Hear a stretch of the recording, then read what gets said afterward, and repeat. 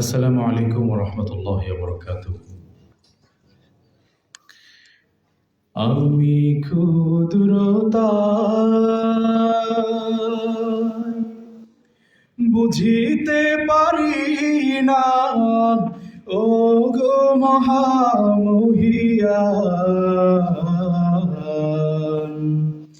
তুমি সবখানি বিরাজমান, তুমি সবখানি বিরাজমান। আমি ক্ষুদ্রতাই বুঝিতে পারি না, ওগো মহামহিয়ান,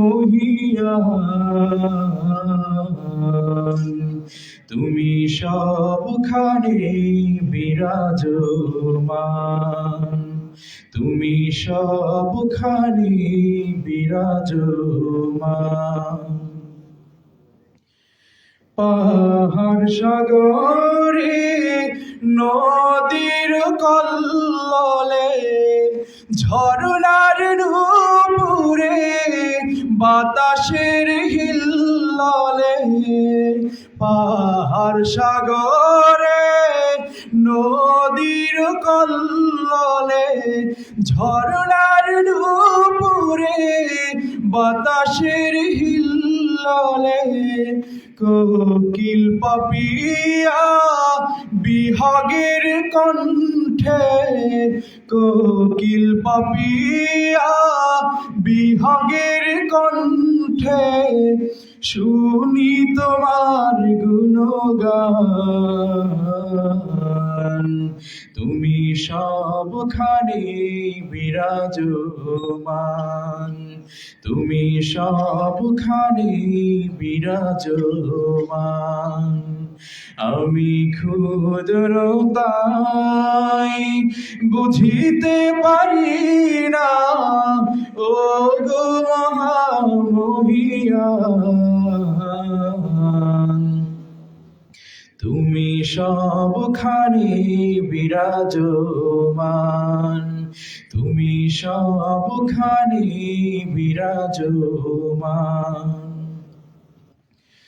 গ্রহ রবি তারকা পুঞ্জে, সোনা ফলা মাঠে ঘন নিকুঞ্জে, গ্রহ রবি তারকা পুঞ্জে, সোনা ফলা মাঠে ঘন নিকুঞ্জে, ধূসর মরু তপ্ত বালুকায়, ধূসর মরু তপ্ত বালুকায়, দেখি সদা তোমারি শান, তুমি সবখানি বিরাজমান, তুমি সবখানি বিরাজমান, তুমি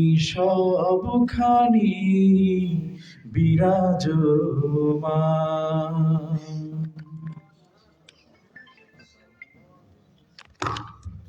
শুকরিয়া। সম্মানিত সুধী, স্মরণে মহিউদ্দিন আকবর নকিব পদক প্রদান 2021। আজকের এই অনুষ্ঠানে আমরা পদক প্রদানে চলে যাচ্ছি। আমাদের মাঝে আমাদের উল্লেখযোগ্য সকল মেহমান উপস্থিত হয়েছেন। আজকে আমরা নকিবের এই সুদীর্ঘ প্রায় 17 বছরের পথ চলার পর আমাদের একটি ছোট্ট আয়োজন, লেখকদের নিয়ে আমাদের কাজ, লেখকদের জন্য আমাদের কাজ, এবং বাংলাদেশে একটি শুদ্ধ সমাজ বিনির্মাণে একদল স্বচ্ছ, সুন্দর এবং সত্য সংস্কৃতি প্রচারের একদল লেখক সৃষ্টির লক্ষ্যেই যেহেতু নকিবের কাজ, তা আমরা 2021-এর শেষ পর্যায়ে এসে আমরা উদ্যোগ গ্রহণ করেছি নকিব পদক প্রদানের জন্য। আমাদের স্বাদ অনেক, তো আমাদের সাধ্য খুব সীমিত। তবুও নকিবের লাখো পাঠক এবং বড় বড় লেখক যারা আছেন আমাদের সামনে, তাদের পরামর্শ, তাদের আন্তরিকতা, তাদের দোয়ায় আমাদের পথ চলা আলহামদুলিল্লাহ চলছে। বিশেষ করে শিশু সাহিত্যে যারা বিশেষভাবে অবদান রেখেছেন, কাজ করছেন, কাজ করে যাচ্ছেন, আমরা তাদের মধ্য থেকেই আমরা এবার নির্বাচন করেছি 3 জন লেখককে। আমাদের সকলের প্রিয় শ্রদ্ধাভাজন কবি মহিউদ্দিন আকবর, মরণোত্তর আমরা তাকে পদক দিচ্ছি। আমাদের সাহিত্যের দিকপাল, আমাদের সকলের শ্রদ্ধাভাজন মুরব্বী এবং বর্তমান তরুণ সমাজকে যিনি এগিয়ে নিয়ে যাচ্ছেন নিরলসভাবে, আমাদের সকলের প্রিয় মোহাম্মদ জাইনুল আবেদিন এবং আমাদের নকিব পাঠকদের সহ সারা বাংলাদেশের তরুণদের প্রিয় লেখক, যিনি বিজ্ঞান থেকে নিয়ে ইসলামিক বিভিন্ন বিষয়ে ছড়া, কবিতা, গল্প সহ সাহিত্যের, শিশু সাহিত্যের সকল শাখায় যার পদচারণা, আমাদের সকলের প্রিয় এনায়েত রসুল ভাই। আমরা 3 জনকে পদক দিচ্ছি। আমরা আমাদের পদক তাদের হাতে তুলে দিবেন আজকের অনুষ্ঠানের সম্মানিত প্রধান অতিথি, ইসলামী আন্দোলন বাংলাদেশের প্রেসিডিয়ামের অন্যতম সদস্য প্রিন্সিপাল সৈয়দ মুসাদ্দিক বিল্লাল মাদানী। তাদের হাতে পদক তুলে দিবেন আজকের অনুষ্ঠানের অন্যতম বিশেষ অতিথি, আমাদের সকলের মুরব্বী মাওলানা লিয়াকত আলী। তাদের হাতে পদক তুলে দিবেন আমাদের সকলের প্রিয় লেখক শরীফ মোহাম্মদ ভাই এবং নকিব পত্রিকার সম্পাদক মণ্ডলীর সভাপতি নুরুল করিম আকরাম এবং আমাদের সকলের শ্রদ্ধেয় মাসিক আদর্শ নারী সম্পাদক মুফতি আবুল হাসান শামসাবাদী সহ সমস্ত অতিথিবৃন্দকে আমি আমাদের আজকের এই 2021 নির্বাচিত 3 জন লেখকের হাতে পদক তুলে দেওয়ার জন্য আমি অনুরোধ জানাবো। আমি শুরুতেই পদক তুলে দেওয়ার জন্য অনুরোধ জানাচ্ছি মহিউদ্দিন আকবর ভাইয়ের ছেলে তৌফিক আকবরের হাতে। মহিউদ্দিন আকবর ভাইকে আমরা সম্মাননা দিচ্ছি। তৌফিক আকবরকে সামনে আসার জন্য অনুরোধ জানাচ্ছি। আমাদের অতিথিবৃন্দের হাত থেকে পদক গ্রহণ করবেন মহিউদ্দিন আকবর। সৃষ্টিশীল হলেই অন্যের সৃজনশীলতার প্রতি দরদ থাকে। জীবন বেপিয়া দরদিয়া বাঁশিবাদক ছিলেন মহিউদ্দিন আকবর। দরাজ কণ্ঠে আবৃত্তি করতেন, মায়াবী ছিল তার ডাক, আহ্বানে আহ্বানে তারুণ্যকে জাগিয়ে তুলতেন। শিশু কিশোররা তাকে দাদুমণি বলে ডাকত। 70-এর এই কবি লেখালেখির এমন কোনো ধারা নেই যে দ্বারাই তিনি লেখেননি। মহিউদ্দিন আকবর মুক্তিযোদ্ধা পরিবারে জন্মেছিলেন 24শে মার্চ 1956 সালে। পৃথিবীর আলোর মুখ দেখেন তিনি। তার প্রকৃত নাম শাহ মোহাম্মদ মহিউদ্দিন আকবর, মাতা জাহানারা বেগম বেলা, পিতা আলহাজ শাহ আব্দুর রব। মাদারীপুর সদর উপজেলার ব্রাহ্মণ্য নদী গ্রামে নানুবাড়িতে তার জন্ম। তিনি সাহিত্যের সব শাখায় নিরলসভাবে লিখেছেন। আপনাদের হাতে যে পরিচিতি দেওয়া আছে তাতে মোটামুটি কিছুটা বিস্তারিত দেওয়া আছে। আমি পদক এবং সম্মাননা ক্রেস্ট গ্রহণ করছেন মহিউদ্দিন আকবর ভাইয়ের একমাত্র ছেলে, আমাদের সকলের প্রিয় তৌফিক আকবর। আমাদের প্রিয় তৌফিক আকবর, তৌফিক আকবরকে নকিব পরিবারের পক্ষ থেকে মোবারকবাদ জানাচ্ছি।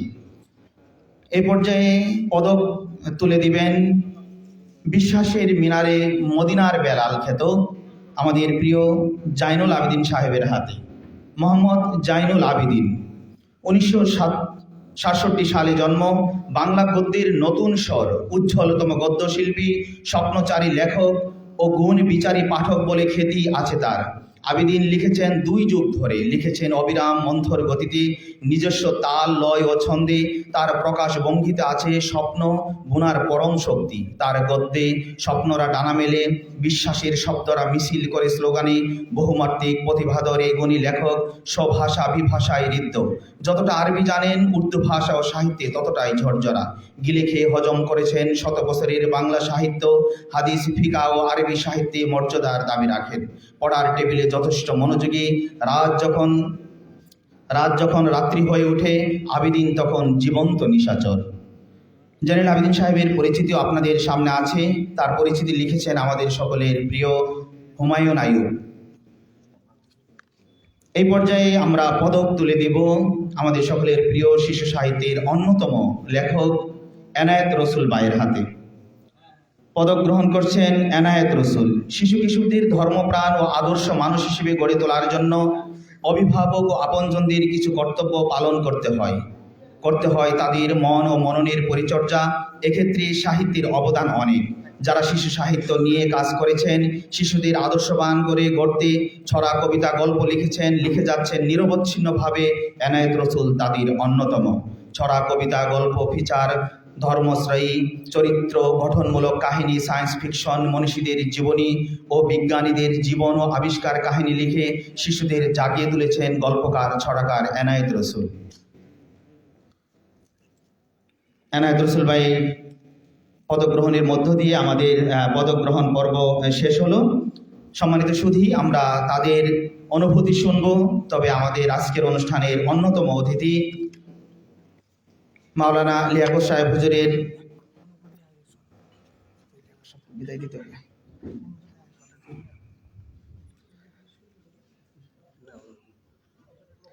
লিয়াকত সাহেব হুজুরের আসলে অফিস আছে, তার অনেক দায়িত্ব, দৈনিক নয় দিগন্তের অনেক উপরের দায়িত্ব তিনি পালন করেন। হুজুরকে আমাদের বিদায় দিতেই হচ্ছে। আমরা লেখকদের অনুভূতি একটু পরে শুনবো।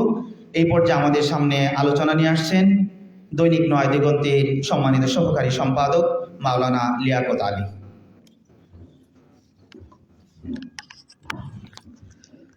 আসসালামু আলাইকুম ওয়া রাহমাতুল্লাহি ওয়া বারাকাতুহু। নাহমাদুহু ওয়া নুসাল্লি আলা রাসূলিল কারীম, আম্মা বা'দ। আউযু বিল্লাহি মিনাশ শাইতানির রাজীম। বিসমিল্লাহির রহমানির রহিম। ইকরা বিসমি রাব্বিকাল্লাযী খালাক, খালাকাল ইনসানা মিন আলাক। ইকরা ওয়া রাব্বুকাল আকরাম, আল্লাযী আল্লামা বিল কলম, আল্লামাল ইনসানা মা লাম ইয়ালাম। সাদাকাল্লাহুল আযীম ওয়া সাদাকা রাসূলুহুন নাবিয়্যুল কারীম। ওয়া নাহনু আলা যালিকা মিনাশ শাহিদিন ওয়াশ শাকিরিন, আলহামদুলিল্লাহি রাব্বিল আলামিন। মরহুম ওহিউদ্দিন আকবর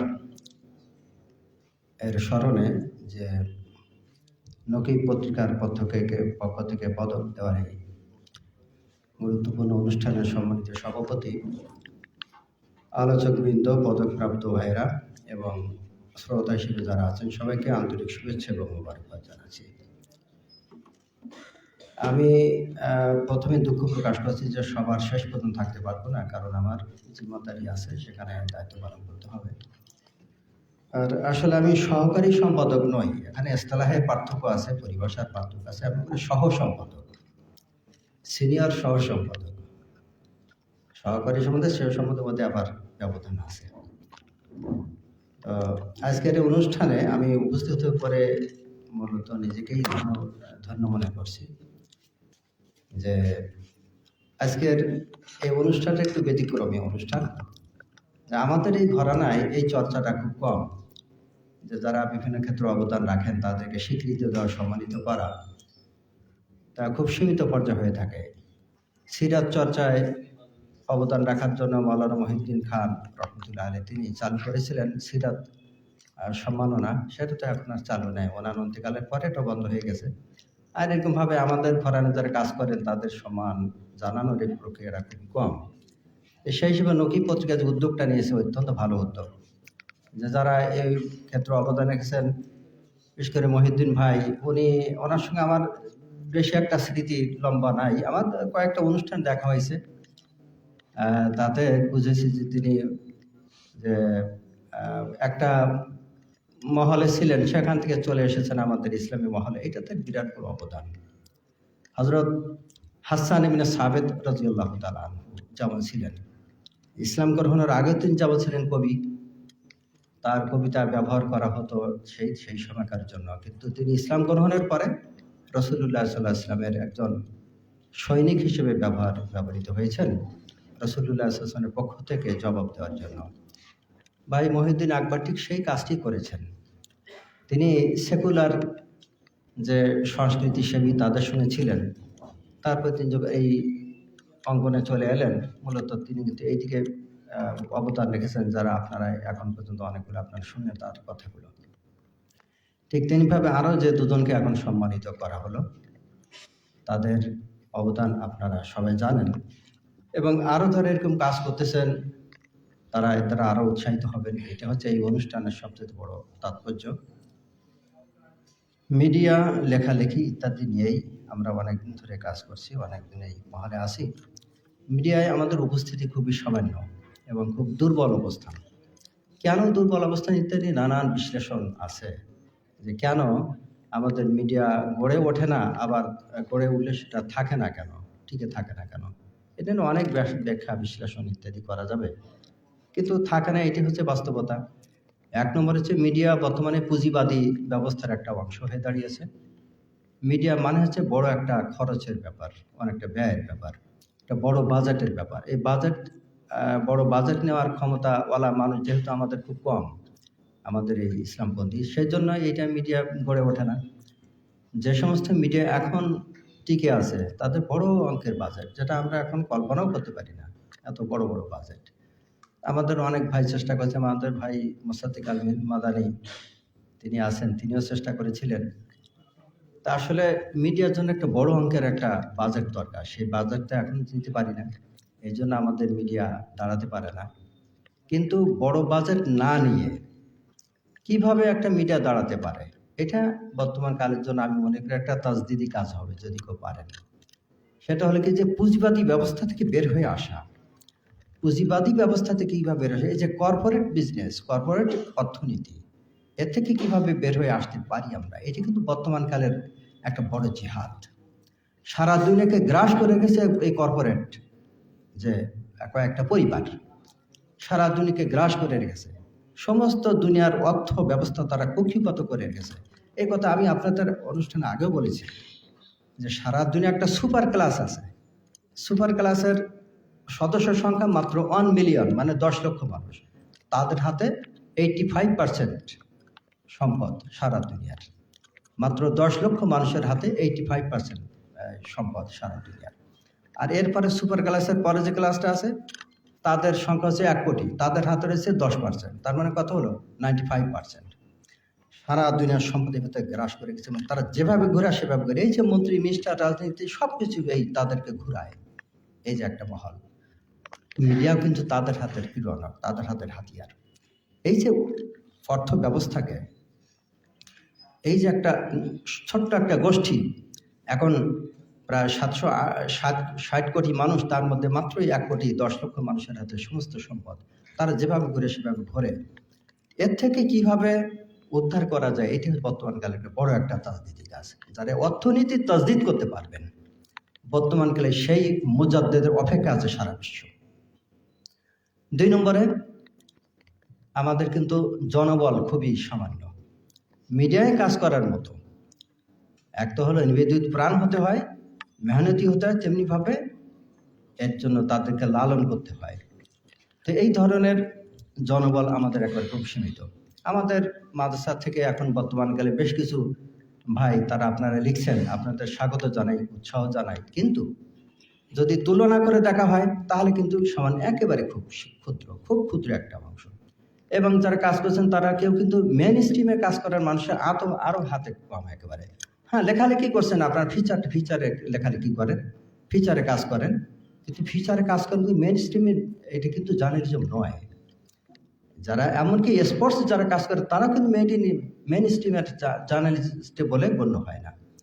যারা নিউজ কাজ করে এই ধরনের হাতে গোনা, আমি কয়েকজনের নাম বলতে পারি, শুধু এই কজন কাজ করছেন, আর কেউ এই লাইনে কেউ নাই। তো অতএব আমাদের লাইনের মিডিয়া দাঁড়াবে কী করে? আর তারপরে হচ্ছে ম্যানেজমেন্ট, অর্থনীতির ম্যানেজমেন্ট, এটা একটা গুরুত্বপূর্ণ বিষয়। আপনারা জানেন যে অর্থনীতির যে কমার্স ফ্যাকাল্টি ঢাকা ইউনিভার্সিটি, প্রত্যেক ইউনিভার্সিটিতে এর অধীনে অনেকগুলি সাবজেক্ট আছে। এই ম্যানেজমেন্ট কিন্তু একটা বিরাট ব্যাপার। মিডিয়া ম্যানেজমেন্ট একটা ভিন্ন একটা সাবজেক্ট। সাধারণ একটা বিজনেসের ম্যানেজমেন্ট আর মিডিয়া ম্যানেজমেন্ট সেটা সম্পূর্ণ ভিন্ন ব্যাপার। এই ম্যানেজমেন্টের মতো যোগ্য লোক আমাদের নাই। আমি দৈনিক আল মুজাদ্দেদে কাজ করেছি 10 বছর। মিডিয়া ওখানে কেন টেকে নেই? অর্থ ছিল, সমর্থক ছিল, কিন্তু ম্যানেজমেন্ট ছিল দুর্বল। মানে মিডিয়া ম্যানেজমেন্ট মতো যোগ্য লোক সেখানে ছিল না। যারা ছিল তারা সাধারণ খুব ভালো মানুষ, পীর সাহেবের ভক্ত, পীর সাহেবের খুব আগাধ বিশ্বাস তাদের আছে, কিন্তু ম্যানেজমেন্ট যে একটা অত্যন্ত জটিল ব্যাপার। ঠিক এরকম আমি আপনাদের বলতে এই যে আমাদের মাদ্রাসা ঘরানার অনেকে বিভিন্ন সমিতি, বিভিন্ন ব্যবসার প্রতিষ্ঠান করছে, টেকে নেয়। কেন টেকে নাই? টেকে না শুধু একটা কারণ, যে ম্যানেজমেন্ট তারা জানে না, এই কারণে। এটা একটা বড় দুর্বলতা। আর একটা হচ্ছে যে থ্রেট আছে, এই মিডিয়া যখন দাঁড়াতে না পারে, এই জন্য বাইরের জগতের বড় বড় হুমকি আছে এবং তাদের প্রতিবন্ধকতা আছে, প্রেশার আছে। আপনারা জানেন যে মিডিয়া বর্তমানকালে সবচেয়ে বড় শক্তিশালী হাতিয়ার। এখন নিউক্লিয়ার যে বোম বা হাইড্রোজেন যা বলেন, এগুলো আসলে যে মানুষ মারে শুধুমাত্র, কিন্তু মানুষ না মেরে কিভাবে মানুষদেরকে কিভাবে সমর্থক বানানো যায়, এর জন্য সবচেয়ে কার্যকর হাতিয়ার হচ্ছে মিডিয়া। অতএব মিডিয়ার পিছনে দেদার্স অর্থ ব্যয় করে ইসলাম বিরোধী শক্তি, তাদের অর্থ আছে, এবং যে কথা আমি বললাম যে অর্থ তাদের হাতে। এই সমস্ত চারিদিকের যে চ্যালেঞ্জগুলো বলে এগুলো মোকাবেলা করে একটা মিডিয়াকে গড়ে তোলা, টিকে তোলা, এটা আমাদের জন্য একটা বর্তমান কালের জেহাদ যদি বলি, তাহলে এটা বড় ধরনের একটা জেহাদ। আরো অনেক গুরুত্বপূর্ণ কিতাব আছে, এক কিতাব চিন্তা করে করা কি দরকার, এই যে পাবলিশন থেকে একটা পাবলিশন থেকে একটা বের থেকে আরেকটা বের হোক, এইভাবে। তারপরে লেখালেখির ভাষা, তারপরে বানান ইত্যাদি। এই যে ভাষা, বানান ইত্যাদি নানান নৈরাজ্য আছে। আমরা কোন লাইনে চলবো, আমাদের ভাষাটা কি হবে, আমাদের বাক্য বিন্যাসটা কেমন হবে, আমাদের শব্দগুলো কি হবে, আমরা বানানটা কি করব, এটা আমাদের একটা নিজস্বতা থাকা দরকার। এই যে আমি একটু আগে আমাদের আওয়ার ইসলামের সম্পাদক হিসেবে বলতেছিলাম যে আপনারা কিছু মনে করবেন না, আমি যা বলি সরাসরি সামনাসামনি বলি, এবং আমি মনে করি আমার বলার অধিকার আছে এবং আমার এই আমার বলার কর্তব্য আছে। সেজন্য আমি বলছি, আপনারা হুতি লেখেন কেন? শব্দটা হলো হাউসি। ওই ওরা ইংরেজি লিখলে টিআইস দিয়ে লেখে, ওরা বাংলা লেখে, ওরা হুতি বানাইছে। হ্যাঁ, তারপরে লিখছে মরদেহ কেন লেখেন? লিখবেন আপনি মরহুম, এটা লাশ লিখবেন মরহুম, প্রয়াত কেন লেখেন? এইভাবে মোট কথা হচ্ছে এই যে কিছু শব্দের ব্যবহার, কিছু বাক্যের ব্যবহার, তাদের অনেকটা চাতুর্য আছে এই যে মিডিয়াগুলোর। এগুলোকে আমাদের বুঝতে হবে, এগুলো কাজের মধ্যে বোঝা যায়।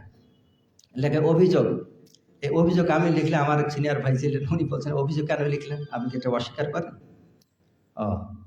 এটা অনেক মার পেছে আছে অনেক।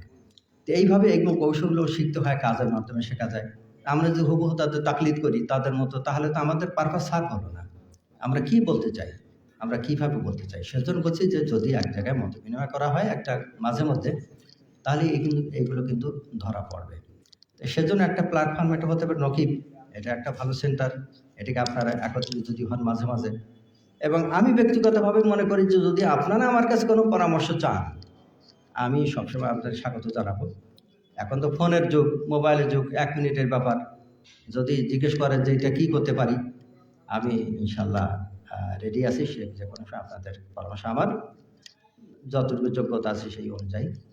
এইভাবে মোট কথা নিজেদের মধ্যে যদি ভাব বিনিময় হয়, তাহলে ইনশাল্লাহ আমাদের কাজের বরকত হবে। তো আমি আপনাদেরকে সবাইকে ধন্যবাদ জানাচ্ছি। আর শেষ পর্যন্ত না থাকার জন্য আমি আবারও দুঃখ প্রকাশ করছি। আপনাদের সবাইকে ধন্যবাদ জানাই। যারা পুরস্কার পেয়েছেন তাদেরকে আল্লাহ তাআলা আরও কাজে বরকত দান করুন। হযরত মহিউদ্দিন ভাই, তাকে আল্লাহ তাআলা কবরে আরও শান্তিতে রাখুন, এবং যারা বেঁচে আছেন দুইজন, হযরত মাওলানা জয়নুল আবেদিন সাহেব, তারপরে এনায়েত রসুল, তাদের কাজে আরও বরকত দান করুন, এবং তাদের দেখা দেখি আমরা নতুন প্রজন্ম যারা আমরা আরও এগিয়ে যাই, আল্লাহ তাআলা সেই তৌফিক দান করুন। ওয়া আখিরু দাওয়ানা আলহামদুলিল্লাহি রাব্বিল আলামিন। শুক্রিয়া। ইনশাল্লাহ আমরা এবছর পদক দেওয়া শুরু করেছি, আগামী বছর ইনশাল্লাহ দিব। আমরা আমাদের চেষ্টা সর্বোচ্চটাই করে যাব। সম্মানিত সুধী, আমরা অনুষ্ঠানের এই পর্যায়ে আমাদের আজকে যে 3 জন পদক পেয়েছেন, আমরা তাদের সংক্ষিপ্ত অনুভূতি শুনবো 1 মিনিটে। প্রথমে অনুভূতি প্রকাশ করবেন আমাদের সকলের প্রিয় দাদুমণি মহিউদ্দিন আকবর ভাইয়ের ছেলে তৌফিক আকবর। অনুভূতি নিয়ে আসছেন তৌফিক আকবর।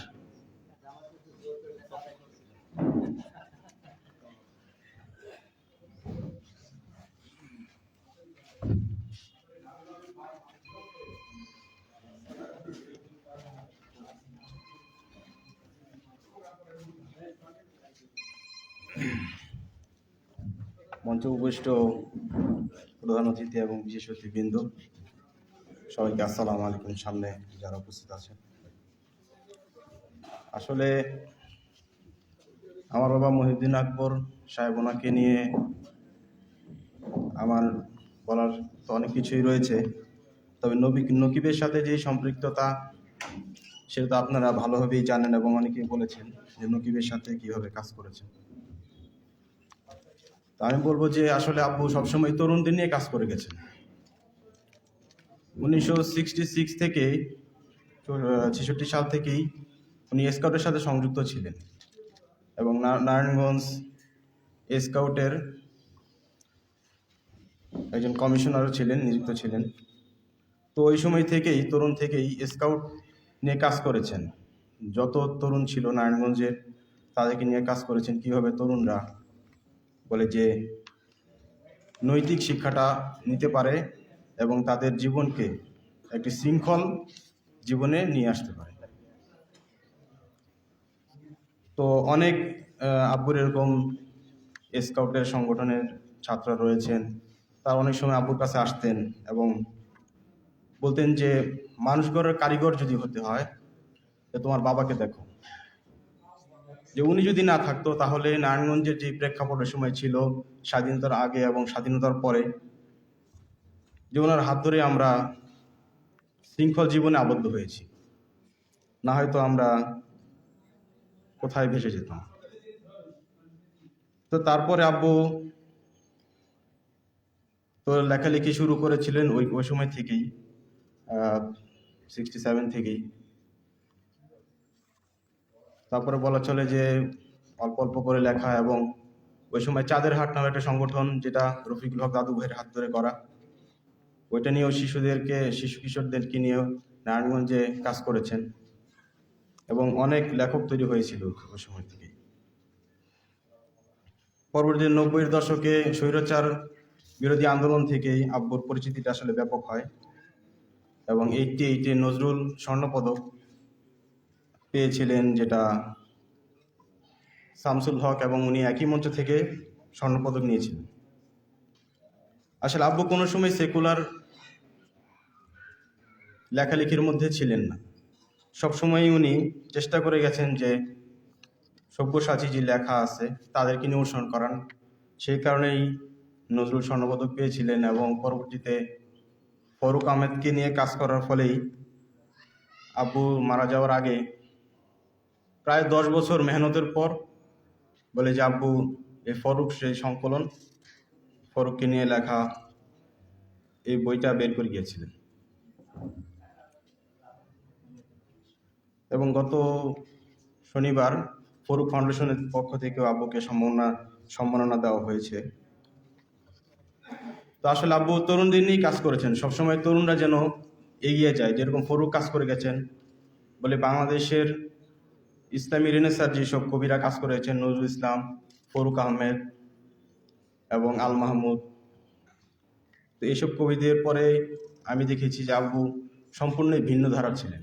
উনি যে একমাত্র লিখে গেছেন তাই নয়, উনি ওনার ভবিষ্যৎ প্রজন্মকে এগিয়ে দেওয়ার জন্য সবসময় তৈরি করার চেষ্টা করেছেন। আব্বু যখনই কোনো মঞ্চে যেতেন, প্রোগ্রামে যেতেন, তো আমি আব্বুর ছবিগুলো যে তোলা হতো, তো আমি দেখতাম, আর আব্বুকে বলতাম তোমার ছবিটা সাইডে কেন, তুমি একজন প্রধান অতিথি, বিশেষ অতিথি, তুমি সাইডে কেন?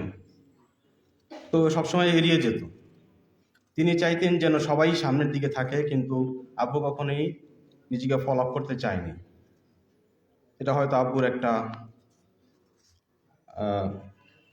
বরত্ব বলতে হবে, নিজেকে হিডেন রেখে সবাইকে সামনের দিকে এগিয়ে নেওয়ার জন্য চেষ্টা করে গেছেন। আসলে আমি ওইভাবে অত বিস্তারিত বলতে গেলে তো আব্বুর যেই জীবন পরিক্রমা সেটা বলতে গেলে অনেক সময়ের ব্যাপার। তো নকিবের সাথে যারা সংযুক্ত ছিলেন তারা জানেন যে আব্বু কিভাবে আপনাদের সাপোর্ট দিয়েছেন। তো আব্বুর একটা লেখা আমি পড়েই শেষ করব, একটা কবিতা তরুণদের নিয়ে লিখেছিলেন। কাজ করে যাও। প্রতিভার পরিমাপ কারো হাতে নেই, কে বড় কে ছোট তা তো মহাকাল জানে। তোমার আমার শুধু তর্ক লড়াই, পারো যদি অত সব বরং রাখো, নিরিবিলি নিষ্ঠার কাজ করে যাও। দেখেছিলাম নীলিমা কি অসীম বিশাল, সাগর সৈকতে বিচরণ করো, পেয়ে যাবে অমৃত উদার মানুষ, থাকবে না গীতে বন্দী হয়ে, পড়বে তোমার চোখে কোটি গুণী জন। তবেই বড় হয়ে ওঠো রোজ, দুনিয়াকে পাবে তবে ঠিক সেবা দাস, নইলে নিজেই কবে কালের গোলাম, চিনবে না মহাকাল, মুছে যাবে নাম, থাকবে না অবশেষে সালাম প্রণাম। ধন্যবাদ সবাই। অনেক ধন্যবাদ তৌফিক আকবরকে। সম্মানিত সুধী, সময় অনেক কম, আমরা সংক্ষিপ্ত আলোচনার দিকে যাব। এই পর্যায়ে পদক পাওয়ার অনুভূতি খুব সংক্ষেপে প্রকাশ করবেন আমাদের প্রিয় লেখক এনায়েত রসুল ভাই। আলোচনা নিয়ে আসছেন শিশু সাহিত্যের অন্যতম প্রধান লেখক এনায়েত রসুল।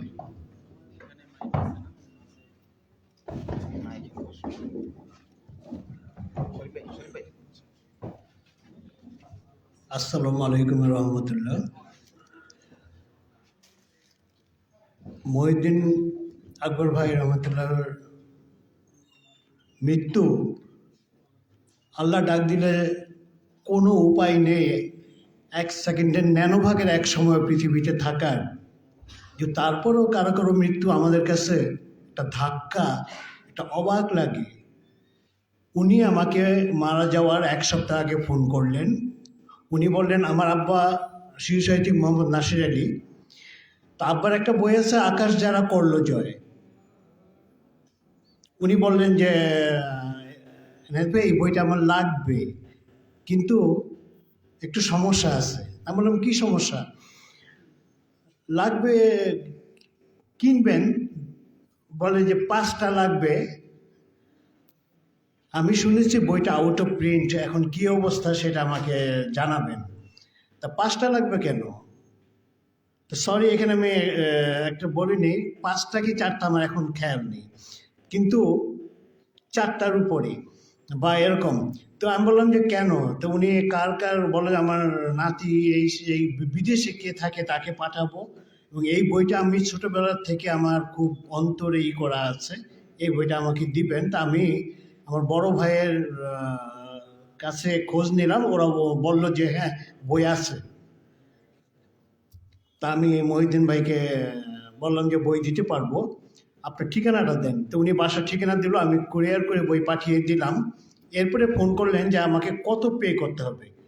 তা আমি বললাম যে পে করতে হলে গ্যান্ডারি আমার বাসায় আসতে হবে, আমি কিন্তু ওই বিকাশ টিকাশে না, মানে ওনাকে আমি পাওয়ার জন্য। তো উনি বলছে কি, আপাতত গ্যান্ডারি আসা হবে না। তা আমি বললাম যে তাইলে আর ইহ জন্মে আপনার টাকা পয়সা নেওয়া হবে না। তো এইভাবে সম্পর্ক, এরপরেই 6-7 দিন পরে দেখি যে উনি মারা গেছেন। খুবই কষ্টের। আল্লাহ ওনাকে জান্নাতুল ফেরদৌসের বাসিন্দা করুন। আর যেহেতু খুব সংক্ষেপে বলতে হবে, আমি আরেকটা কথা বলি। আমি অভিভূত আলহামদুলিল্লাহ যে আমি নকিবের কাছ থেকে পদকটা পেলাম। আমি পদক পাওয়ার ব্যাপারে আরেকটা কথা বলি। এখানে আমার ছোট ভাই তুল্য রিয়াজ আছে, ও জানে কি চরিত্রের আমি। বাংলা ভাষায় একটা কথা আছে যে ঘাউড়া, আমি একটা ব্যাপারে ঘাউড়া, সেটা হলো আত্মসম্মান বোধ রক্ষার ব্যাপারে। বাংলা একাডেমির কোনো এক টেলিভিশনের স্বত্বাধিকারী আমার ছোটবেলার বন্ধু, হাফ প্যান্ট পরা বয়সের বন্ধু। তো সে আমাকে বলল, আমরা পুরো পুরস্কার পেয়ে গেলাম, ও পেয়ে গেল, তুমি পেতে পারো। কবি আসাদ চৌধুরীর নাম বললেন, আমি বলেই ফেললাম যে আসাদ ভাই আফসোস করে, এনায়েত তো কোনোদিন আমাকে রিকোয়েস্ট করলো না, বললো না, বললে পুরস্কারটা এনায়েত রসুলকে, সাহিত্য পুরস্কারটা বাংলা একাডেমির দেওয়া যেত। তা আমি তাকে বললাম, সাথী ইমদাদুল হক মিলনও ছিল, আমার দেশ পত্রিকা অফিসে কথা হচ্ছিল। তা আমি তাকে বললাম যে আসাদ ভাইয়ের আমি পা পরিষ্কার করে দিতে রাজি আছি অ্যাজ এ বড় ভাই, সিনিয়র পার্সন হিসাবে, কিন্তু পুরস্কার পাওয়ার রিকোয়েস্ট করার জন্য আমি 2 মাইল দূরে দাঁড়ায়ও তাকে হাত দেখাবো না যে আমি আসি, আমাকে পুরস্কার দেন। এই ধরনের ঘাউড়া আমি। তো আল্লাহর তরফ থেকে এবং আমার ধারণা যে মোটামুটি নকিব যে পুরস্কারটা দিয়েছে, এবং নকিবের সাথে অফিসিয়ালি যারা জড়িত তারা আমার চেয়ে ভালো জানেন যে আমি একদম জানতামই না। আমি যদি একটু জানতাম, অথবা এই পুরস্কার নেওয়ার জন্য কোনোভাবে যদি কাউকে একটু আভাস দিতে হতো, তাহলে আমি আজকে আসতাম না, পুরস্কার নিতাম না, আমাকে দেখতেন না। আত্মপ্রচারের মতো হয়ে যায়। আরেকটা কথা বলে আমি যাই যে আমি কীরকম ঘাউড়া। বাংলাদেশ গভর্নমেন্ট বিশ্ব ব্যাংকের টাকায় 100টা বই কিনবে, কিন্তু প্রাথমিকভাবে বাছাই হয়েছে 135টা। রিয়া জানো? আচ্ছা, 135টা বাছাই হয়েছে, 35টা বাদ যাবে দ্বিতীয় বাছাইতে। আমার একটা বই আছে, আমার প্রকাশক আমাকে 50,000 টাকা দিয়ে বলতেছে যে টাকা আমি দিচ্ছি, আপনি একজন লোকের নাম বললো যে ওনাকে টাকাটা দিয়ে বলবেন আপনার বইটা যেন থাকে, তাহলে আপনি 9 লাখ টাকা রয়্যালটি পাবেন। আবার যদি আবার নেয় তাহলে আবার পাবেন। আপনি একটু শুধু বলবেন যে স্যার আমার বইটা একটু রাখেন, বই তো 100টাই যাবে, একটু রাখেন। আমি বলছি যে 9 লাখ, বলে হ্যাঁ, আমার 90 লক্ষ টাকা হলেও আমি এর মধ্যে নাই। কি বলে 9 লাখ টাকা? আমি বললাম যে আপনি বলছেন, এবং উইদিন এ সেকেন্ড আমি চিন্তা করলাম এই খবরই আমি পাইনি। এবং আপনারা শুনলে অবাক হবেন, এখানে জিয়া ভাই আছে, জিয়া ভাইকে আমি আমার ওয়াইফের ফোন নাম্বার দিচ্ছি, তাই না জিয়া ভাই? যে আমি আমার ওই ভদ্রলোকের টাকা দেওয়ার জন্য, যে আমার প্রকাশক এনাদ ভাই বলেন আমি চিরজীবনের জন্য দাঁড়িয়ে যাবো আর আপনি 9 লাখ টাকা পাবেন। আমি বললাম যে আমি বেকার, আমি বাংলাদেশ থেকে বাংলা বাজার থেকে প্রুফ এনে চলি, এবং করোনার কারণে প্রুফও বন্ধ। এই ভাই আমারে অনলাইনে প্রুফ দিয়ে দিয়ে মোটামুটি একটু চালিয়ে রাখছে। সেইখানে 9 লাখ টাকা এটা বিরাট ব্যাপার তো অবশ্যই। তা আমি বলছি যে আমার পক্ষে সম্ভব না। তো নকিব আমাকে যে পুরস্কারটা দিচ্ছে, এইটাও যদি আমি এমন একটা আভাস পেতাম যে আমাকে কাউকে একটু বললে পুরস্কারটা পাওয়া যায়, তাহলে জিয়া ভাই কোনোদিনও আমাকে পেত না। দোয়া করবেন আমার এই যে ঘাওড়া বললাম, এই মানসিকতা, এই ইমান যেন থাকে, আর যে কোনো প্রয়োজনে আমি নকিবের পাশে থাকবো ইনশাল্লাহ। ওয়ালাইকুম আসসালাম। শুক্রিয়া। এনায়েত রসুল ভাই আমাদের সাথে দীর্ঘদিন কাজ করবেন, এদেশের শিশুদের জন্য কাজ করবেন, শুদ্ধ মানুষ গড়ার জন্য কাজ করবেন, এটাই আমাদের প্রত্যাশা। সম্মানিত সুধী, এই পর্যায়ে পদপর অনুভূতি প্রকাশ করবেন আমাদের সকলের প্রিয় শ্রদ্ধেয় মোহাম্মদ জাইনুল আবেদিন। আলোচনা নিয়ে আসছেন মোহাম্মদ জাইনুল আবেদিন। আলহামদুলিল্লাহ রাব্বিল আলামিন ওয়া সাল্লাতু ওয়াসসালামু আলা রাসূলিল্লাহ ওয়া সাল্লামে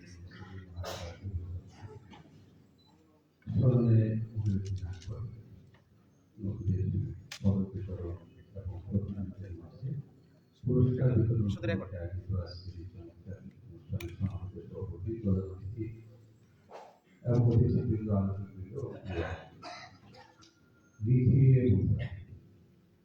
সময় খুবই কম। আমি প্রথমেই মহিউদ্দিন আকবর ভাই সম্পর্কে বলছি। মহিউদ্দিন আকবর ভাই আসলে যা করে গেছেন সেটা হলো তিনি আপনার মতো আদর্শ একজন শিক্ষক ছিলেন। তো আমিও এই হুমায়ুন আইয়ুব, তারপরে মাসুদুল কাজী, জিয়াউল আশরাফ সহ এই তরুণদের সঙ্গে ধরি চলাফেরা করি বলেই মহিউদ্দিন আকবর ভাইয়ের সঙ্গেও অঘোষিতভাবে একাকার হয়ে গেছিলাম। একজন মানুষ এতটা নিষ্ঠার সঙ্গে এই সময়ে মানুষ গড়ে তোলবার চেষ্টা করে, এটা আমাদের কাছে একটা উজ্জ্বল উদাহরণ। এই রকমের মানুষ আমরা মহিউদ্দিন আকবর ভাইয়ের জন্য দোয়া করি, এবং সেই সঙ্গে দোয়া করি যে আল্লাহ তাআলা যেন আমাদেরকে এই রকমের আরো কিছু মানুষ মিলে। মহিউদ্দিন আকবর ভাই শুধু সাহিত্য শিখিয়েছেন এই জায়গাটায় তিনি যতটা ধন্যবাদ ছিলেন, একই সঙ্গে আমাদের তরুণরা লিখতে গিয়ে যেন বলে না, এই জায়গাটা খুব গুরুত্ব দিয়েছেন। একটা অসাধারণ জায়গা। আজকে আমাদের অনুষ্ঠানে আমাদের এনায়েত রসুল ভাই আছেন, আমাদের একই সঙ্গে আমির ভাই আছেন, আমাদের তরুণরা জেলা এবং জেলাগত আছে। বাংলাদেশে এই সময়ে তরুণদের মধ্যে লেখার ক্ষেত্রে পাঠকীয়তা শীর্ষে যারা, তাদের মধ্যে অন্যতম একটি নাম হল আমির। তিনি আছেন। আমি এখানে ইসলামী সাহিত্য এরকমের বিষয়টা বারবার আলোচনা করছি। আসলে আমরা যে জায়গাটায় কাজ করতে চাচ্ছি সেটা হলো লেখালেখি, সাহিত্য, মিডিয়া সব জায়গায় বাংলাদেশটা উঠে আসে। বাংলাদেশটা ঠিক যেমন তেমন। একজন লেখক, একজন কবি, একজন সাহিত্যিক, তিনি তার কলমের আসলে তো বাংলাদেশটাকে আঁকে। তো বাংলাদেশটা যেমন ঠিক তেমন আঁকা হোক। এদেশের যত পার্সেন্ট মানুষ যে ধর্মটা ফলো করে, এদেশের ঘর বাড়িগুলো যেন এখানে যেভাবে সকাল হয়, যেভাবে রাত থাকে, আমরা শুধু ওটা চাই। ওটা পেলেই আমরা সন্তুষ্ট। ঠিক মানে একটা বড় রকমের বিপ্লব করতে এসেছি এটা কিন্তু না। এখানে একটা আরবি চাপিয়ে দেওয়া যে একটা সংস্কৃতি চলছে, আমরা চাচ্ছি এটা সরে যায়। আরো ক্লিয়ার যদি করি তাহলে বলবো ভারত, সেখানে মুসলমান যত পার্সেন্ট, মসজিদ যত পার্সেন্ট, আদার যত পার্সেন্ট, সেখানকার সাহিত্য মুসলমানরা অতটুকু জায়গা মিলে আমরা খুশি। নিশ্চয়ই হিন্দুরা সেখানে অনেক বেশি জায়গা পায়, কিন্তু মুসলমানরা যত পার্সেন্ট আছে, মসজিদ যত পার্সেন্ট আছে, আল্লাহ আকবার যত পার্সেন্ট আছে, কোরআন কারীম যত পার্সেন্ট, অতটুকু জায়গা সেটাকে আমরা সততা মনে করি। আমরা চাই পৃথিবীটা সত্য সুন্দর হোক। পৃথিবীটা ঠিক যেমন আছে আমাদের সাহিত্য ওইভাবে চিত্রায়িত হোক। ভুল চিত্রটা সরে যায়। ভুল ভুল ভুল অক্ষর যত বড় মানুষই লিখুন না কেন, নজরুল লিখেছেন কেটে দিয়েছেন, কপি আছে। রবীন্দ্রনাথ লিখেছেন কেটে দিয়েছেন, কপি আছে। ঠিক ওইভাবে যা ভুল তা কেটে দিতে হবে, যা সত্য, যা বাস্তব, কেবল তা যদি উঠে আসে তাহলে আমরা মনে করি এটা বাংলাদেশ উঠে হবে। পদক পাওয়ার এই জায়গাটার মধ্যে আমরা আমাদের বন্ধুরা আমাদেরকে সময় দিয়েছে, আমিও সম্মানিত বোধ করছি, কৃতজ্ঞতা জানাচ্ছি। ভারত নেতিবাচক পরিচিতিটা আমাদের এখানে খুব আলোচিত। সৈয়দ আবুল হাসান নদভীর মতো মানুষ, ওহিদুদ্দিন খানের মতো মানুষ সেখানে সরকারের সর্বোচ্চ সবগুলো পুরস্কার পেয়েছেন ভারত সরকার। সেই জায়গাটাও থাকছে। আমি এই জায়গাটায় আসছি দারুল উলুম দেওবন্দ, যেটা কেবলই একটা মাযহাবী ধর্মীয় প্রতিষ্ঠান, রাজনীতির সাথে কোনো রকমের সম্পর্ক নেই। সেখানে দারুল উলুম দেওবন্দের খালেস মুহাদ্দিস মুফতি শাহিদ আহমদ ফলকে, তিনি আরবি ভাষায় ইসলামের খেদমত করার জন্য রাষ্ট্রপতি পদক পাচ্ছেন। মাওলানা নূর আলম খলিল আল আমিন দারুল উলুম দেওবন্দের শিক্ষক, আরবি ভাষা শিক্ষক, একটা আরবি পত্রিকা সম্পাদন করেন। কিন্তু এই আরবি পত্রিকা সম্পাদনা উপলক্ষে তিনি ভারতের রাষ্ট্রপতি পদক পাচ্ছেন। কেন? এটা এই কারণে, পুরো পৃথিবীটাকে যদি থাকা হয় তাহলে এই সত্যটা একজন জঘন্য কঠিন পাষাণ পাপেও অস্বীকার করতে পারবে না যে ধর্ম সমাজকে কতটা সুশৃঙ্খল করে। ধর্ম যখন সমাজকে সুশৃঙ্খল করবা, সুন্দর করবা, এমনকি অর্থনৈতিকভাবে সমৃদ্ধির দিকে এগিয়ে যাওয়ার ক্ষেত্রে পাটাতনের কাজটা করে, তো সেই জায়গার মধ্যে যারা ধর্ম নিয়ে কাজ করে তাদের অবদানটা কেন খাতায় আসবে? এটা অন্যায়, এটা অপরাধ। এই সত্যটা যারা স্বীকার করতে পারছে না তাদের পক্ষে পাটা নেই, তাদের মেরুদণ্ড নেই। আমাদের বাংলাদেশে গত 3-4 বছরের ভেতরে 21 পদকের জন্য যারা নির্বাচিত হয়েছে তাদের অনেকের সঙ্গে সম্পর্কে এত বিপুল বিতর্ক উঠেছে। আমি নিয়মিত প্রথম আলো করি, এই জন্য কেউ বলবে যে নয়া দিগন্ত থেকে বলছে, ইনকিলাব থেকে বলছে, না আমি আমার টাকা দিয়ে, হালাল টাকা দিয়ে আমি প্রথম আলো করি। লেখক হিসাবে, কবি হিসাবে তার জেলার লোকেরা তাকে চিনে, তিনি পুরস্কার পাচ্ছেন। আর এদেশের মানুষ যাদের লেখা লাখ লাখ কোটি বই পড়ে আদর্শিক হচ্ছে, তাদের নামকে তুলে আনতে না পারা এটা রাষ্ট্রের জন্য দুর্ভাগ্য। এটা বলতে চান যা সত্য তা ফুটে উঠুক। আমি মনে করি সূর্য মেঘ যত গভীর হোক কেটে যাবে, সূর্যের মতো করেই উদ্ভাসিত হবে। সেই দিনের অপেক্ষা আমরা আছি। আমাদের এখানে সম্মানিত করছেন আপনারা সকলে। আমি সকলের প্রতি গভীরভাবে কৃতজ্ঞতা জানিয়ে আমার কথা শেষ করতে। আসসালামু আলাইকুম। শুকরিয়া। সমাজের সভী এই পর্যায়ে আমাদের সামনে আলোচনা নিয়ে আসছেন সময়ের অন্যতম আলোচক, মিডিয়া ব্যক্তিত্ব, উপস্থাপক, আমাদের সকলের প্রিয় শাহ ইফতেখার কারি। আলোচনা নিয়ে আসছেন শাহ ইফতেখার কারি।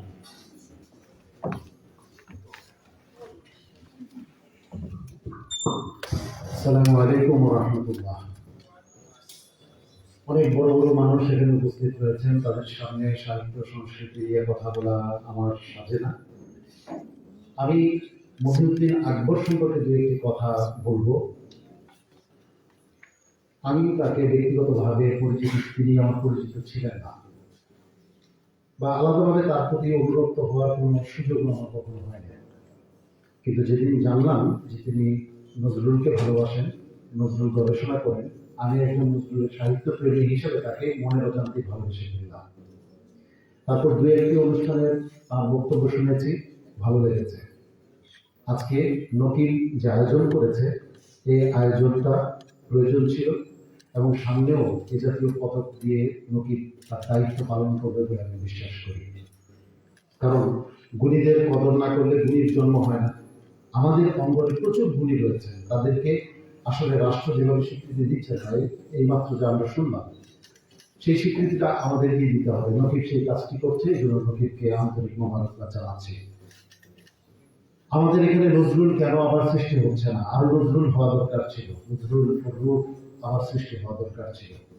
আশা করি নতুনদের মধ্য থেকে নজরুল ফররুখের মতো সাহিত্যিক তৈরি হবেন, কবি তৈরি হবেন, গীতিকার তৈরি হবেন, এটা আমি বিশ্বাস করি। রাত পোহাবার কত দেরি পাঞ্জিরি। আসসালামু আলাইকুম। সম্মানিত সুধী, এই পর্যায়ে আমাদের সামনে আলোচনা নিয়ে আসছেন ঢাকা টাইমস পত্রিকার সম্মানিত বার্তা সম্পাদক, আমাদের সকলের প্রিয় লেখক সাংবাদিক জহিরুদ্দিন বাবর। আলোচনা নিয়ে আসছেন জহিরুদ্দিন বাবর। আসসালামু আলাইকুম রহমতুল্লাহ। আলহামদুলিল্লাহ আলহামদুলিল্লাহ ওয়া কাফা ওয়া সালামুন আলা ইবাদিহিল্লাযিনা ইসতাফা। জাতীয় শিশু কিশোর পত্রিকা নকিব আয়োজিত আজকের এই মনোজ্ঞ আয়োজনে মোহতারাম সভাপতি, মঞ্চে বসা বিশিষ্ট লেখকবৃন্দ এবং আমার সামনে বসা প্রিয় লেখিক বন্ধুরা, সময় অত্যন্ত স্বল্প, লম্বা কথা বলার সময় নেই। আমি মাসিক নকিবকে বিশেষভাবে ধন্যবাদ জানাই, শুভেচ্ছা জানাই। কারণ নকিব এই 16 বছরের পথ চলায় আজকে যেই আয়োজনটি করছে, এটি আমাদের পরবর্তী প্রজন্মের জন্য একটি দিগন্ত উন্মোচন করেছে। আমার আগে শাহী ইফতেখার তারিক ভাই বলে গেছেন, গুণীজনকে কদর না করলে গুণীজন সৃষ্টি হয় না। নকিব এই পদক প্রদানের যে ধারা চালু করেছে, আমি আশা করব নকিব এটা ধরে রাখবে। গত 16 বছরের পথ চলায় নকিব অনেক কিছু করেছে। একটি মাসিক পত্রিকা নিয়মিত প্রকাশনার বাইরেও নকিব অনেক কাজ করেছে। মাসিক নকিব একটি রাজনৈতিক দলের ছাত্র সংগঠনের মুখপত্র, আমরা জানি, কিন্তু এই পত্রিকার মাধ্যমে এদেশে শিল্প এবং সাহিত্য সংস্কৃতি যে বিপ্লব নকিব শুরু করেছে, এটা ধরে রাখতে পারলে ইনশাআল্লাহ যে লক্ষ্য নিয়ে, যে উদ্দেশ্য নিয়ে নকিব যাত্রা শুরু করেছিল, সেটা সফল হবে বলে আমি বিশ্বাস করি। আজকের এই আয়োজন মহিউদ্দিন আকবর রহমতুল্লাহ আলাইহি স্মরণে। মহিউদ্দিন আকবর রহমতুল্লাহ আলাইহিকে আমি চিনি 2006 সাল থেকে। আমি মাসিক কাবার প্রতি কিছুদিন কাজ করতাম। মহিউদ্দিন আকবর ভাই সেখানে লেখালেখি বিষয়ে টিপস জাতীয় একটি লেখা লিখতেন, সেখানে আসতেন। তখন একদমই জেন্টলম্যান ছিলেন মহিউদ্দিন আকবর ভাই। এরপর থেকে গত 15-16 বছরের পথ চলায় মহিউদ্দিন ভাই ছিলেন আমাদের প্রাণের মানুষ, আমাদের আত্মার মানুষ, আমাদের অত্যন্ত প্রিয়জন। আমরা 2013 সালে যখন বাংলাদেশ ইসলামী লেখক ফোরামের যাত্রা শুরু করি, যাত্রার শুরু লগ্ন থেকে জীবনের শেষ দিন পর্যন্ত মহিউদ্দিন আকবর ভাই আমাদের সঙ্গে ছিলেন, আমাদেরকে অন্তর দিয়ে ভালোবাসতেন। আমরা সবসময় তার পৃষ্ঠপোষকতা পেয়েছি, তার সহযোগিতা পেয়েছি। আজকের এই আয়োজন নকিব করছে, এই জন্য নকিবকে বিশেষভাবে অভিনন্দন। আমরা সবাই দোয়া করি মহিউদ্দিন আকবর ভাইয়ের জন্য, আল্লাহ পাক রব্বুল আলামিন তাকে জান্নাতুল ফেরদাউস নসিব করুন। সবাইকে ধন্যবাদ। 10 মিনিট পরে এখানে একটু শেষ করে ফেলবো। আমরা সংক্ষেপে ইনশাআল্লাহ শেষ করে ফেলবো এবং এখানে আমরা নামাজ পড়বো। আমি কাপড়ের ব্যবস্থা করতেছি, সবাই নামাজ পড়তে পারবেন। তো এই পর্যায়ে সংক্ষিপ্ত আলোচনা নিয়ে মঞ্চে আসবেন নকিবের সাবেক সম্পাদক মণ্ডলীর সভাপতি শেখ ফজলে বারী মাসুদ। আলোচনা নিয়ে আসছেন শেখ ফজলে বারী মাসুদ।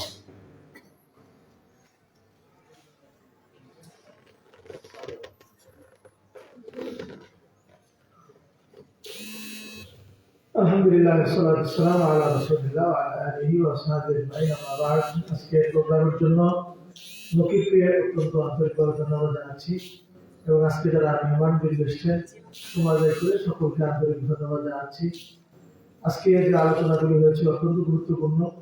তবে নকিব যখন শুরু হয়েছিল একটা যে লক্ষ্য নিয়ে এই টার্গেট নিয়ে এর প্রতিষ্ঠা হয়েছিল আমরা শুরু করতে পেরেছিলাম। আশা করা যায় আল্লাহ পাকের মেহেরবানিতে সেই লক্ষ্যপানে নকিব এগিয়ে যাচ্ছে।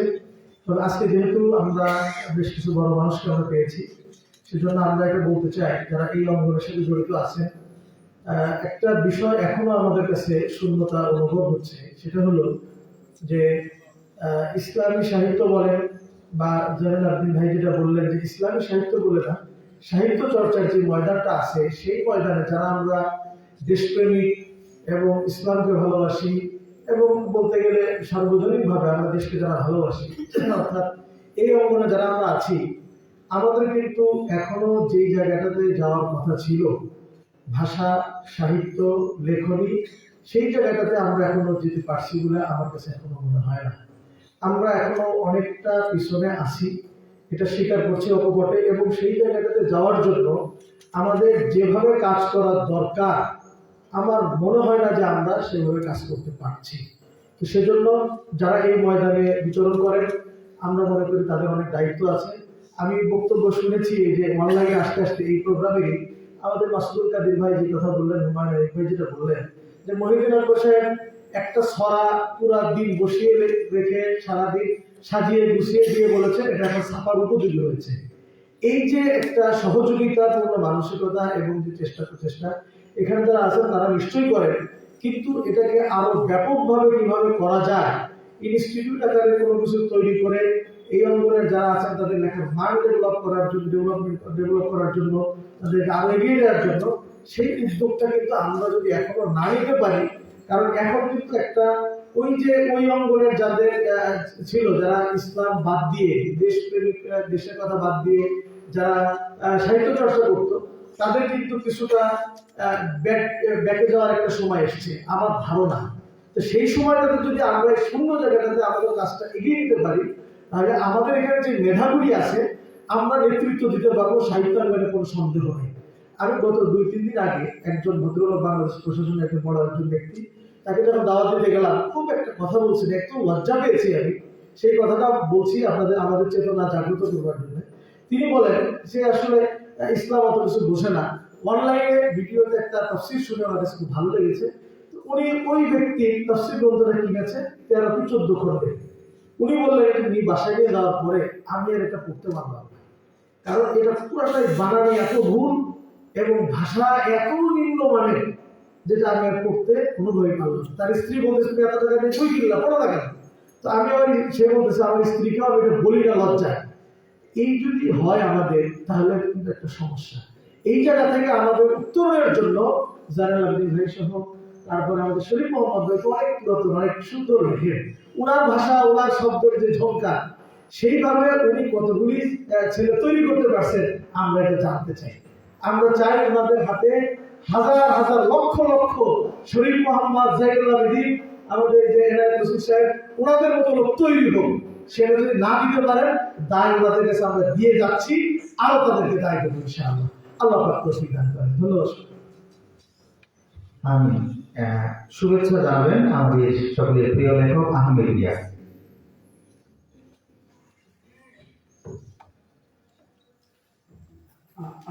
আজকে মাঠে অনেক সময় হয়ে গেছে এটা নাই তো যারা আজকে লৌকিক পুরস্কার পেয়েছেন তারা প্রত্যেকে আমার অত্যন্ত প্রিয় লেখক এবং প্রিয় মানুষ, এবং আমি বিশ্বাস করি তারা তাদের এই কাজগুলো লেখালেখির কাজগুলো আরো বেশি করবেন। বিশেষ করে জাইনুল আবেদিন ভাই যে এত সহজবোধ্য ভাষায় উনি লেখেন, এটা এই মানে এত সহজ ভাষায় আসলে লেখক খুব কমই পাওয়া যায়। আর হুমায়ুন ইউসুফ ভাই তো অনেক বহুমাত্রিক লেখক। আর আরেকটা বিষয় আমি মানে বলার জন্য আমি একটু উৎসুক করছিলাম, সেটা হচ্ছে সাহিত্যের সঙ্গে আমাদের ধর্ম, সংস্কৃতি এবং জীবনাচারের যদি মিল না থাকে, তাহলে এখান থেকে পাঠক মুখ ফিরিয়ে নেবে। এটা আমরা আমাদের যে টিভি চ্যানেলগুলো আছে সেখান থেকে আমরা দেখতে পারি। বাংলাদেশি টিভি চ্যানেলের দর্শক নেই কেন? কেন ইন্ডিয়ান টিভির দর্শক এত বেশি? কারণ হচ্ছে আমাদের টিভি চ্যানেলগুলো যে অনুষ্ঠানগুলো দেখায় তার মধ্যে আমাদের ধর্ম, সাহিত্য, সংস্কৃতি এবং আমাদের যে কালচার এর মধ্যে কোনো মিল নাই। কিন্তু যে কারণে আমরা করছি কি, বিজাতীয় সংস্কৃতিগুলোকে আমরা দেখছি। এটা হচ্ছে আমাদের জন্য খুবই দুঃখজনক বিষয়। তো আমার একটা প্রস্তাব আছে নকিব সাহিত্য পুরস্কার নিয়ে। নকিব সাহিত্য পুরস্কার অবশ্যই যারা প্রতিষ্ঠিত লেখক তারা পাবে, যদি বছরে অন্তত একজন একেবারেই তরুণ নতুন লেখককে, যদি একজনও যদি নতুন লেখককে এই পুরস্কারটা দেওয়া হয়, তাহলে বাকি যারা নতুন লেখক আছে তারাও হয়তো আরো বেশি অনুপ্রাণিত হবে, আরো বেশি সাহিত্যিক তৈরি হবে। ধন্যবাদ সবাইকে। ধন্যবাদ। একেবারে সংক্ষিপ্ত আলোচনা নিয়ে আসবেন সম্পাদক মণ্ডলীর সাবেক সভাপতি KM আতিকুর রহমান। আসসালামু আলাইকুম ওয়া রাহমাতুল্লাহ। আসলে মাগরিবের আজান হয়ে গেছে, বক্তব্য দেওয়ার সময় নেই। আজকে নকিব প্রদান অনুষ্ঠানে উপস্থিত সম্মানিত প্রধান অতিথি, লেখক সাহিত্যিকবৃন্দ এবং যাদেরকে সম্মাননা দেওয়া হচ্ছে সেই গুণী লেখকবৃন্দ, অন্যান্য সুধী এবং নকিবের পাঠকবৃন্দ, আমার অনুভূতি একটু অন্যরকম। কারণ নকিব যেদিন যাত্রা শুরু করে, যেই মিটিংয়ের সিদ্ধান্ত নিয়ে যাত্রা শুরু হয়, আমি সেই মিটিংয়ের একজন সদস্য। এবং নকিব নামটি নির্ধারণও করা হয় এবং নকিবের একেবারে শুরুর যাত্রার যতগুলো স্মৃতি আছে সবগুলোর সাথেই আমি জড়িত থাকতে পেরেছি। সেই নকিব আজকে 16 বছর পার হয়েছে। সুতরাং এটা আমার কাছে অত্যন্ত গর্বের বিষয়। আশা করি এই নকিব আরো অনেক লম্বা পথ পেরিয়ে এদেশের কিশোর তরুণদের দেশ গড়ার এবং নিজেদেরকে আদর্শ মানুষ হিসেবে গড়ার জন্য সবাই শপথ গ্রহণ করবেন এবং সেদিকে এগিয়ে যাবেন, সেই শুভকামনা রইল। আল্লাহ হাফেজ। শরীফ মোহাম্মদ ভাই থেকে আসলে লম্বা আলোচনা না শুনলে মন করবে না, তবু একেবারে সংক্ষিপ্ত আলোচনা করবেন শরীফ মোহাম্মদ। বিসমিল্লাহির রহমানির রহিম। সময় এবং পরিস্থিতি সম্পর্কে আমরা সচেতন। আল্লাহ তাআলা আমাদেরকে খুব অল্প সময়ের মধ্যে মাগরিবের নামাজ পড়ার তৌফিক দিন। আজকের এই আয়োজনের জন্য নকিব পত্রিকা যারা সম্পাদক মণ্ডলী, পৃষ্ঠপোষক রয়েছে, সবাইকে মোবারকবাদ জানাই। আজকের আয়োজন বলতে কয়েকটা জিনিস। আজকের এই অনুষ্ঠান মহিউদ্দিন আকবর রহমতুল্লাহ আলাইহির স্মরণে একটা পদক দেওয়া, এবং এই যে বিশেষভাবে 3 জন ব্যক্তিকে, একজন মরহুম এবং সময়ের 2 জন খুব শক্তিমান লেখককে পদক দেওয়া হয়েছে নকিবের মতো পত্রিকার পক্ষ থেকে। এটা আসলে অনেকগুলো কথা এখানে হয়ে গেছে, তাকরারের মতো হবে, আমি লম্বা করবো না। এটা এ জাতির সাংস্কৃতিক, শুদ্ধ সাংস্কৃতিক সাহিত্যিক বিপ্লবের যারা একটু পুরোধার প্ল্যাটফর্ম হিসেবে, ব্যক্তিত্ব হিসেবে তাদের করার কথা ছিল, কিন্তু এটা করেছে একটা শিশু পত্রিকা। বড়দের কাজ বাচ্চারা করেছে। আমি এই মানে গার্জিয়ান সুলভ যে ভূমিকা, অভিভাবকত্বের যে দায়িত্ব নকিব পত্রিকাটা নিয়েছে, আমি এই জন্য আমার পক্ষ থেকে আন্তরিক মোবারকবাদ জানাই। এবং ভবিষ্যতে আমি আশা করি নকিব পত্রিকা হিসেবেও সুন্দর। আমার খুব অল্প কয়েকটা লেখা বিভিন্ন সময় এখানে ছাপা হয়েছে, এভাবেও একটা সম্পর্ক রয়েছে। আর এই যে বাড়তি একটা সংস্কার বা সংগ্রামের দায়িত্ব নেওয়া, এটা আসলে পত্রিকার লেখালেখির কাজ না, পদক দেওয়া। এটা হচ্ছে একটা সাংস্কৃতিক সংগ্রামকে, বুদ্ধিবৃত্তিক সংগ্রামকে, সাহিত্যিক সংগ্রামকে চতুর্মুখীভাবে এগিয়ে নেওয়ার একটা চেষ্টা। আমি নকিবকে ধন্যবাদ জানাই। নকিবের এই ধারাটাকে অন্যান্য পত্রিকাগুলো যেগুলো আমাদের অঙ্গনে রয়েছে, মাসিক পত্রিকা বড়দের, তাদেরকেও এই ধারাটাকে অনুসরণ করতে আমি আহ্বান জানাই। 2, মহিউদ্দিন আকবর, আজকের যিনি যাকে স্মরণ করা হয়েছে, এই মানুষটি সম্পর্কে শুধু আমি এতটুকু বলবো, অল্প কয়েকটা মজলিসে দেখা হয়েছে, কিন্তু এখন আমার মনে হচ্ছে যে ওনার সঙ্গে আসলে আরো খুব গভীরভাবে দেখা হওয়া দরকার ছিল, কথা বলা দরকার ছিল, উপকৃত হওয়া দরকার ছিল। এই আফসোস মানুষের থাকে, আমাদের একটু গভীর হয়ে আছে।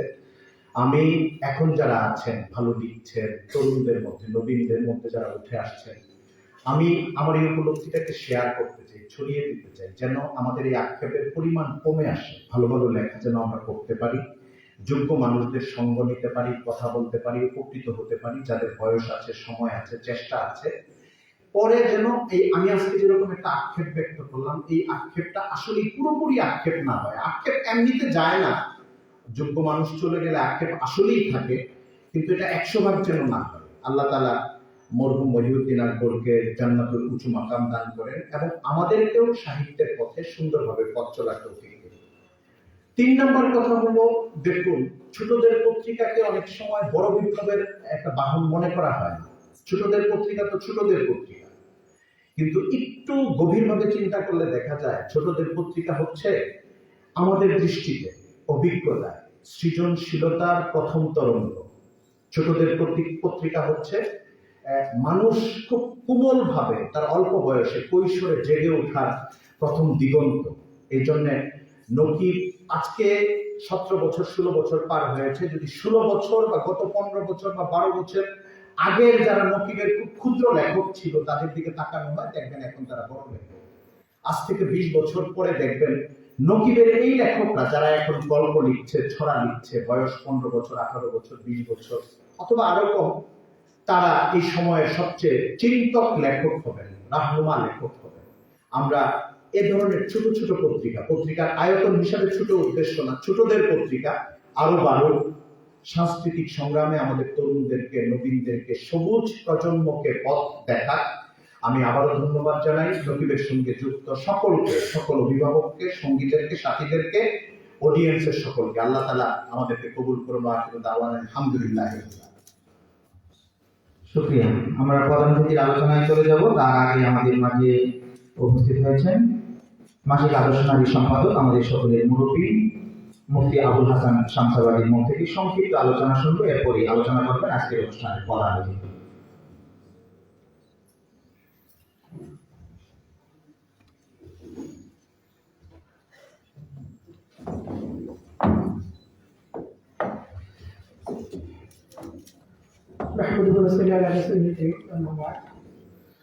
আজকে 3 ধারায় সুনির্দিষ্ট অনুষ্ঠানটি। প্রথম ধারা হচ্ছে স্মরণে মহিউদ্দিন আকবর, দ্বিতীয় ধারায় এখানে নকিব পদক প্রদান করা হয়েছে, তৃতীয় ধারা হচ্ছে শিবির সাহিত্য প্রতিযোগিতায়। আলহামদুলিল্লাহ, যারা মহিউদ্দিন আকবর সাহেব তার কর্ম মধ্যে তিনটি কি আছেন, তার পরিচয় আমরা পাই নজরুল গবেষক উপাধির মাধ্যমে।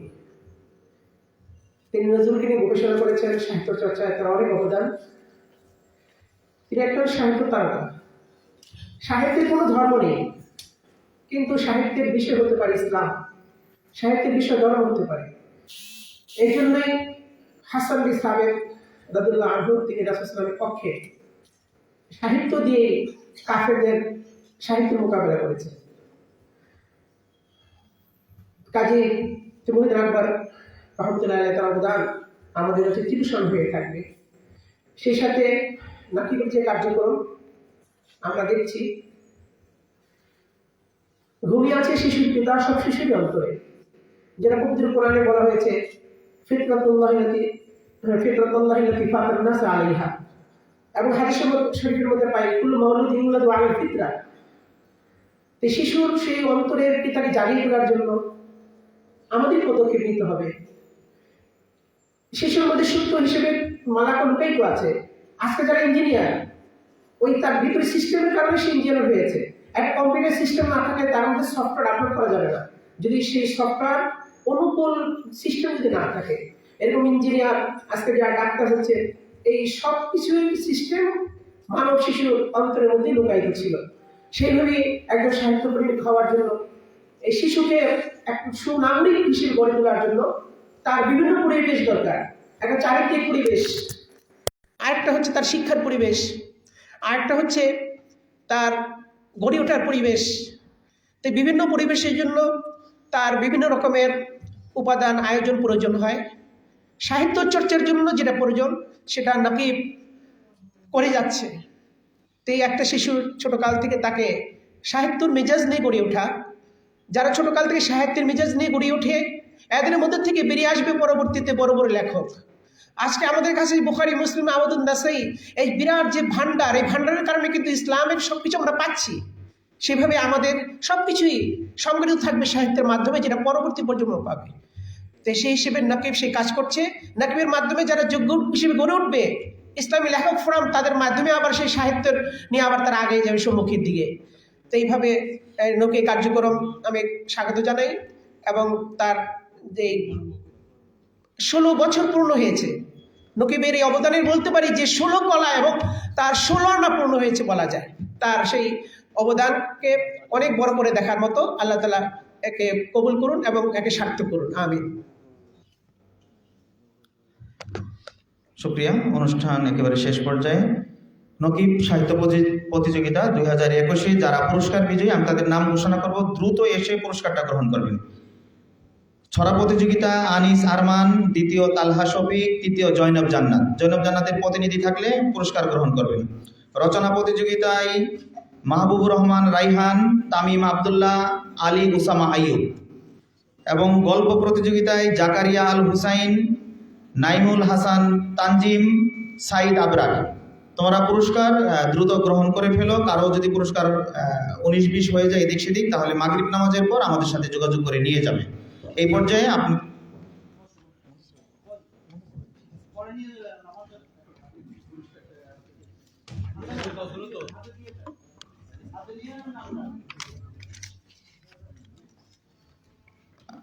তাড়াহুড়ার কারণে নামে যদি কোনো উল্টাপাল্টা হয় নামাজের পর ঠিক করে নিয়ে নিবে। উপরে নাম টাম সব কিছুই লেখা আছে।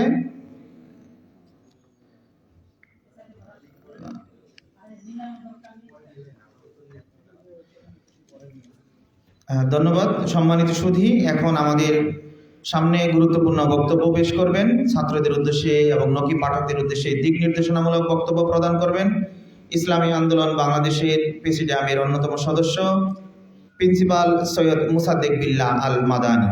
আলোচনা নিয়ে আসছেন প্রিন্সিপাল সৈয়দ মুসাদ্দেক বিল্লাহ আল মাদানী।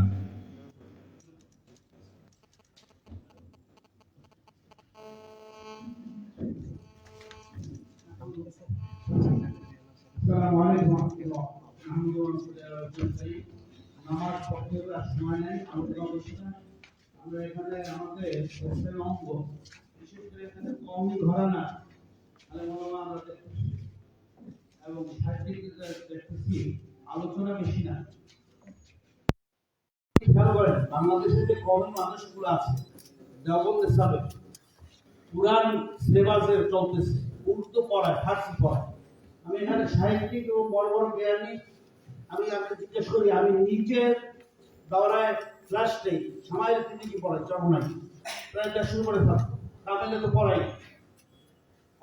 আমি দেখছি এই 150 ছাত্রের মধ্যে 2-3টা বা 4টা-5টা ছাত্র ছাড়া সবাই প্রায় আরবি ও ফুটবল লিখতে পারে না। আচ্ছা দরখাস্ত বাংলা তো পারেই না, ইংরেজি প্রশ্ন আসে না।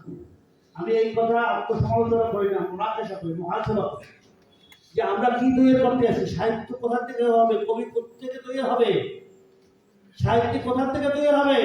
দাওরা পাস করে বাংলা ভালো মতো জানে না, বলতে পারে না, শুধু শিক্ষিরা যারা কিছু বলে কয়জন না লেখা ভুল। ওই যে বললো আমার ভাই মাসুদ, অজবাই মাসুদ বললো যে ওই তাফসীর বুঝলো। আর দেখো আমার কথা হয়েছে যে আমরা এখন আপনি বলেন এটা তো পরিণতি মানুষের একই কথা যে ফার্সি উর্দু দরকার নেই, আরবি পড়াও, আরে আমার জন্য বাংলা পড়াও। রাতে বড় ভাই কথা কই আমরা সেটা করি না। ছেলেদেরকে আজকাল যেটা যে আমাদের এই যে মহিউদ্দিন ডাক্তারের ব্যাপারে তো সবাই আলোচনা করছেন, তার পদকের ব্যাপারে দিকে আমি আর বেশি জানতে চাই না। উনি 1956 সালে উনি জন্মগ্রহণ করছেন, ওনার মাদারীপুর ওনার বাড়ি আপনারা জানেন, এবং 2021 এপ্রিলে তিনি দুনিয়া থেকে বিদায় নিয়েছেন। আল্লাহ তাকে সারা দিয়ে চলে গেছেন। ওনার বই প্রায় 101টা এবং ওনার যে সবচেয়ে গ্রহণযোগ্য